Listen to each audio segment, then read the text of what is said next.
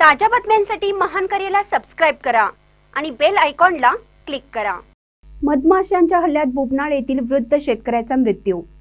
नारळाच्या झाडावर असलेले मधमाशांचे मोठे पोळ अचानक तुटून खाली पडलं आणि मधमाशांच्या भीषण हल्ल्यात 78 वर्षीय वयोवृद्ध शेतकऱ्याचा दुर्दैवी मृत्यू झाला।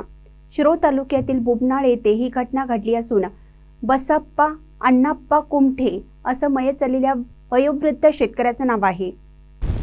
बसप्पा कुमठे हे जनावरांसाठी वैरण आणण्यासाठी शेताकडे गेले होते। शेतातील नारळाच्या झाडावर असलेले मधमाशांचे पोळ अचानक खाली पडल्याने संतप्त मधमाशांनी आजूबाजूच्या परिसरात धुमाकूळ घातला।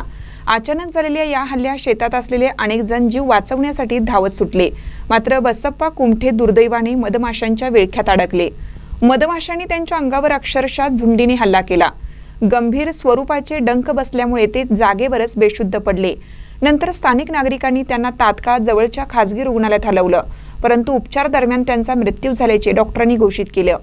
या घटनेने बोबनाळ परिसरात हळहळ व्यक्त होत असून कुमठे कुटुंबावर दुःखाचा डोंगर कोसळला आहे।